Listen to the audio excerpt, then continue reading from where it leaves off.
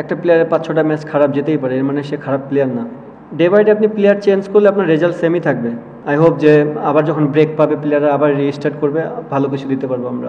Series শুরু হওয়ার আগেও বলেছিলাম যে আমি চাই যে এখান থেকে একটা টাফ টাইম আসুক। আমার মনে হয় তারা আমাদের সব জায়গা থেকে টাফ টাইম দিয়েছে, তারা অনেক ভালো বল করেছে, তাদের ব্যাটিংও খুব ভালো ছিল।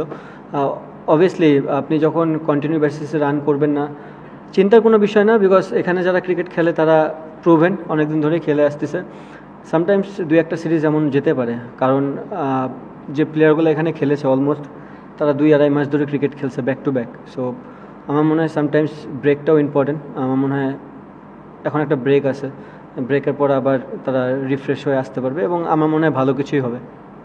এখান থেকে কামব্যাকের একটাই অপশন, নিজেকে সাহস রাখা, খুব একটা চিন্তিত না হওয়া, কারণ আপনি চিন্তা করলে নেগেটিভ চিন্তাটাই বেশি আসবে, পজিটিভ আসবে না। যদি সে পজিটিভ চিন্তা করতে পারে তার জন্য খুবই ভালো। অলওয়েজ বলবো যে এরকম যখন স্ট্রাগল মানুষ করে তখন নিজেকে ব্যাক করা, নিজেকে সময় দেওয়া এবং যেসব মানুষগুলো তাকে হেল্প করে সবসময় তাদের সাথে উঠা বসা করা, আমার মনে হয় সে শীঘ্রই কামব্যাক করবে এবং ভালো মতনই কামব্যাক করবে। নট অনলি যে আপনি শুধুমাত্র এখানেই প্রেশার তো সব জায়গায় পড়তে হয়, বাট হ্যাঁ একটা জিনিস হচ্ছে আমি যে জিনিসটা চেয়েছিলাম যে প্রেশার থেকে ওভারকাম করে আসা, আমরা ওই জিনিসটা পারিনি। প্রেশারে তো আমরা পড়েছি, 3টা গেমেই পড়েছি, বাট আমরা ওভারকাম করে আসতে পারিনি। এটা একটা কনসার্নের জায়গা যে আমরা কীভাবে ওখান থেকে ওভারকাম করব। আই হোপ যে আমি যেটা বললাম যে অনেক সময় ক্রিকেটাররা অনেক ক্রিকেট খেলে ফেললে অনেক ফ্যাটিকনেস চলে আসে।